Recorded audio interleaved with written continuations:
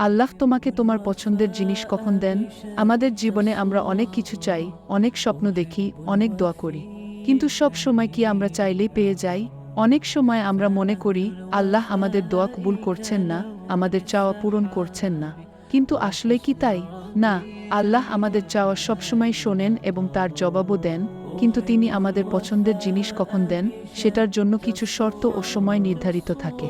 এক, যখন তা আমাদের জন্য কল্যাণকর হয়। আল্লাহ বলেন, এমন হতে পারে তোমরা কোনো জিনিসকে অপছন্দ, অথচ সেটাই তোমাদের জন্য কল্যাণকর, এবং এমন হতে পারে তোমরা কোনো জিনিসকে পছন্দ করো অথচ সেটাই তোমাদের জন্য অকল্যাণকর। আল্লাহ জানেন কিন্তু তোমরা জানো না।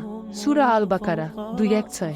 আমরা অনেক সময় এমন কিছু চাই যা আমাদের জন্য ক্ষতিকর হতে পারে, কিন্তু আমাদের জ্ঞান সীমিত হওয়ার কারণে আমরা তা বুঝতে পারি না। আল্লাহ আমাদের চেয়ে আমাদের কল্যাণ বেশি বোঝেন, তাই তিনি আমাদের দোয়ার উত্তর দেন আমাদের মঙ্গলের জন্য সঠিক সময়ে এবং সঠিকভাবে।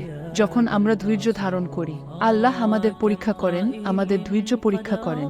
তিনি কুরআনে বলেছেন, নিশ্চয়ই ধৈর্যশীলদের প্রতিদান পরিপূর্ণভাবে দেওয়া হবে, হিসাব ছাড়াই। সূরা আজ-জুমার 1:0। আমরা যদি ধৈর্য ধরে অপেক্ষা করি এবং আল্লাহর উপর ভরসা রাখি, তাহলে তিনি আমাদের চাওয়া পূরণ করবেন সঠিক সময়ে, সঠিকভাবে, যখন আমরা তাকে আন্তরিকভাবে ডাকি। রাসূলুল্লাহ সাঃ বলেছেন, তোমাদের কেউ যখন দোয়া করে সে যেন বিশ্বাস নিয়ে দোয়া করে এবং যেন বলে না, আল্লাহ যদি চান তবে আমাকে দিন। সহিহ মুসলিম।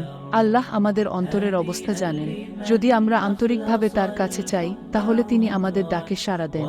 যখন আমরা আমাদের আমল ভালো রাখি, যদি আমরা আমাদের আমল ঠিক রাখি, গুনাহ থেকে বেঁচে থাকি, বেশি বেশি ইবাদত করি, তবে আল্লাহ আমাদের প্রার্থনা দ্রুত কবুল করেন। তিনি বলেন, যে কেউ তাকওয়া অবলম্বন করে, আল্লাহ তার জন্য উত্তরণের পথ বের করে দেবেন এবং তাকে এমন উৎস থেকে রিজিক দেবেন যা সে কল্পনাও করতে পারে না। সূরা আত-তালাক 2:3।